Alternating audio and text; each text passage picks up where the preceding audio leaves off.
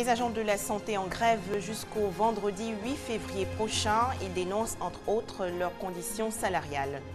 Grève également dans les établissements scolaires publics. À Grand-Bassam, le mouvement a été observé au lycée moderne 1 et dans le primaire. Enfin, les obsèques aujourd'hui de l'ex-roi du Cambodge, Norodom Sihanouk, a été incinéré. Bonsoir à tous et merci de suivre RTI 2. La coordination des syndicats des agents de la santé est en grève jusqu'au vendredi 8 février prochain. 5 jours donc pour protester, entre autres, contre leurs conditions salariales.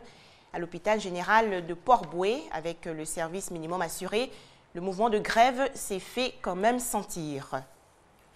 Service minimum assuré également à l'hôpital général de Grand-Bassam. Malgré la grève observée par les syndicats, les patients ont été consultés et ils ont pu bénéficier des soins. Toujours en image, un tout autre mouvement de grève à Grand-Bassam, celui observé par les établissements scolaires publics. Au lycée moderne 1 et dans le primaire, les classes sont restées fermées.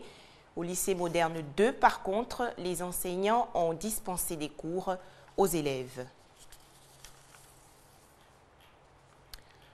Un mot d'économie, le lancement officiel de la stratégie nationale d'exploitation de la Côte d'Ivoire s'est déroulé ce matin. Une initiative du ministère du Commerce, de l'Artisanat et de la promotion des petites et moyennes entreprises. Objectif, donner une nouvelle dynamique à l'économie ivoirienne. Reportage Grace Kando, commenté par Ami Kanga. La stratégie nationale d'exportation va permettre à la Côte d'Ivoire de se doter d'une vision claire de promotion et de diversification de ses exportations, ce qui va contribuer à faire des exportations un moteur de développement économique et social. Elle va également impulser une nouvelle dynamique à l'insertion de l'économie ivoirienne dans la sous-région et dans le monde. Depuis une dizaine d'années, l'environnement a changé. Il y a eu des accords commerciaux. La CEDEAO s'est consolidée. L'UMOA a fait un travail énorme. Au niveau du monde, il y a des nouvelles lois qui sont sorties, comme la GOA, comme le MCC. Tout ça méritait une réflexion profonde sur la nouvelle stratégie d'exportation de la Côte d'Ivoire. Des résultats sont attendus au terme des 3 jours de travaux, notamment assurer la compétitivité à long terme des exportations des produits et services made in Côte d'Ivoire, ainsi qu'une bonne contribution à la réduction de la pauvreté. Une vision à court et moyen terme sur la manière de développer et promouvoir ces exportations. En bref, un pétrolier français avec à son bord 17 membres d'équipage, des Africains et 2 Asiatiques, a été détourné par des pirates ce week-end au large des eaux ivoiriennes. Pour la Côte d'Ivoire, c'est le 3e acte de piraterie en moins de 5 mois. On poursuit cette édition avec la culture. Abidjan va abriter le salon des musiques de la SCAD. Entendez les musicades en novembre prochain. Il s'agit pour l'Académie des sciences, des arts et des cultures d'Afrique et des diasporas de promouvoir les instruments de musique africains. Michel Mambo. Le balafon, la kora, le tam-tam, les types instrumentaux et les inventions originales des Africains tendent à disparaître avec le progrès de l'informatique et des technologies de la communication. Pour redonner au continent la place qu'il occupait dans le domaine en matière de création, la SCAD, l'Académie des sciences, des arts, des cultures d'Afrique et des diasporas africaines, initie les musicades, salon des musiques de la SCAD. Allons-nous croiser les bras pour regarder les autres continents prendre leur envol, à la limite apprendre à jouer à leurs instruments et venir nous apprendre à jouer à nos instruments?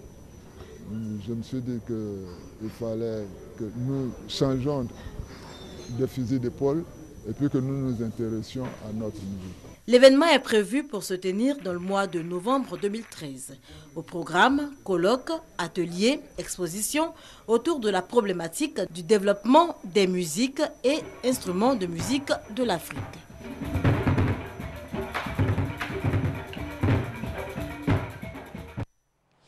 À propos du Mali maintenant, la visite du vice-président américain Joe Biden en France est un soutien à l'action militaire française au Mali. Sur place, les soldats français aidés par les armées tchadiennes et nigériennes poursuivent la traque des djihadistes. L'étape française de la tournée européenne du vice-président des États-Unis est capitale. La visite de Joe Biden vise notamment à dissiper définitivement les nuages dans le ciel franco-américain. Après le déclenchement de l'opération Serval au Mali, Washington avait invoqué des questions de procédure pour justifier la lenteur de sa réponse à la demande d'aide formulée par la France. Ce lundi à Paris, Joe Biden a réaffirmé le soutien de son pays à l'opération militaire décidée par François Hollande. Au nom du président et du peuple américain, nous vous félicitons pour votre action décisive et pour l'efficacité et la compétence des forces militaires françaises. Sur place au Mali, les nouvelles du front semblent rassurantes. Les rebelles Touaregs du MNLA qui souhaitent collaborer avec les troupes françaises affirment avoir arrêté 2 dirigeants islamistes. Ces derniers tentaient de quitter la petite localité malienne dite Khalil pour se réfugier dans le sud de l'Algérie. Les éléments, c'est Mohamed Moussa Ag Mohamed El Mostafa qui est le chef hiérarchique des cadis de Tombouctou qui coupe les mains et puis qui assassine les gens. L'autre, c'est Oumeini Ould Baba Ahmed qui est parmi le gang du Mijaou qui a fait l'enlèvement du dernier Français à Djema. Dans le même temps, l'armée française maintient la pression sur les djihadistes cachés dans l'extrême nord-est du Mali. Ces avions pilonnent sans relâche les dépôts de munitions et des camps d'entraînement des islamistes dans la région de Tessalit. Et au sol, les soldats français poursuivent la traque aux djihadistes. Dans leur action, ils bénéficient de l'appui des forces tchadiennes, particulièrement motivées. Les jours à venir, vous allez savoir que l'armée tchadienne peut faire plus que vous pensez. Vous allez savoir que l'armée tchadienne est bien équipée, bien entraînée et bien déterminée pour effectuer sa mission. Les troupes nigériennes, elles aussi, participent à la chasse aux djihadistes. Elles multiplient des patrouilles à Gao. Dans cette ville qui a tenté d'opposer une résistance aux islamistes du Moudjao, opèrent également les hommes du colonel malien El Hadj Agamou, de retour au pays. Ce bataillon, constitué essentiellement de Touaregs, pourrait être d'une grande utilité pour des actions dans le massif des Iforas. Au Cambodge, l'ancien roi Norodom Sihanouk, décédé le 15 octobre dernier, a été incinéré aujourd'hui. Le Cambodge a dit adieu à son ancien roi Norodom Sihanouk. Le monarque a été incinéré ce lundi à l'issue de 4 jours de funérailles fastueuses. Il s'était éteint en octobre dernier à l'âge de 89 ans.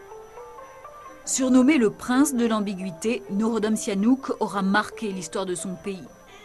Tour à tour Premier ministre, chef de l'État, roi, Sihanouk a accompagné tous les soubresauts, de l'indépendance à la guerre civile, en passant par la terreur Khmer Rouge, avant de finalement abdiquer en 2004 en faveur de son fils. Affaiblis mais libres, ces 2 techniciens de la chaîne de télévision Al Arabiya avaient été enlevés par le groupe islamiste Abu Sayyaf sur l'île de Jolo, aux Philippines. Ils ont finalement été libérés samedi par leur geôlier après 7 mois et demi de captivité. En revanche, les autorités sont sans nouvelles du journaliste jordanien avec lequel ils travaillaient et qui avait été kidnappé en même temps qu'eux. À Cuba, apparition en public de l'ex-président Fidel Castro, 86 ans, a voté pour les élections législatives. Les Cubains étaient convoqués aux urnes ce dimanche pour élire leurs députés à l'Assemblée nationale. Un scrutin sans surprise puisque l'opposition est privée de candidats. Le Parti communiste, parti unique, est donc assuré de se maintenir au pouvoir à l'issue de ce vote. Chaque fois qu'à Cuba nous faisons des élections, nous réaffirmons notre souveraineté parce qu'il s'agit de réaffirmer un système qui est à nous. Nous ne l'avons copié nulle part, il vient de nos traditions. La seule véritable surprise était l'apparition de Fidel Castro dans le bureau de vote numéro 1 de la place de la Révolution à La Havane. Il ne s'était pas montré en public depuis le 21 octobre dernier. À 86 ans, Fidel porte son âge sur ses épaules, mais il a gardé sa rhétorique révolutionnaire. Je suis sûr que le peuple cubain est un peuple vraiment révolutionnaire qui a fait d'énormes sacrifices. Je n'ai pas besoin de le prouver. L'histoire l'a prouvé. 50 ans de blocus et ils n'ont rien pu faire. Une nouveauté toutefois pour ce scrutin, les candidats ne pourront pas briguer plus de 2 mandats, y compris les plus hauts dirigeants. Cela devrait conduire à un rajeunissement du Conseil d'État, l'organe exécutif suprême, et au départ à la retraite de la génération historique au pouvoir depuis 1959. Le président Raúl Castro, quant à lui, est assuré d'être réélu pour un second mandat qui devrait se terminer en 2018. L'actualité en Syrie, le président Bachar al-Assad a réagi au raid de l'aviation israélienne contre un site de missiles mercredi dernier. Au moins 15 personnes ont été tuées à Alep. Recevant dimanche un haut responsable iranien, le président syrien a réagi au raid de l'aviation israélienne de mercredi dernier contre un site de missiles et un centre de recherche militaire près de Damas. Il a accusé Israël de vouloir, par cette action, indirectement confirmée par Washington et Tel Aviv, affaiblir et déstabiliser la Syrie, dénonçant une collusion de l'État hébreu avec les agents étrangers sur son sol. Bachar el-Assad, demeuré impassible lors du raid, s'est en revanche déchaîné contre sa population. Au moins 15 personnes, dont une femme et 5 enfants, ont été tuées par un tir de missile contre un immeuble à Alep. Dans un décor d'apocalypse, les habitants hébétés cherchaient désespérément des voitures pour transporter les blessés. Selon l'Observatoire syrien des droits de l'homme, le bilan pourrait grimper avec les victimes qui seraient toujours sous les décombres. Même désolation à Binish, dans la province d'Idlib, frappée elle aussi par un missile. Même panique des habitants enterrés vivants dans leurs habitations. Rien dans l'errance impuissante de ces gens ne laisse croire à une guerre, mais bien plutôt à un travail de destruction méthodique dans le cadre d'un châtiment collectif.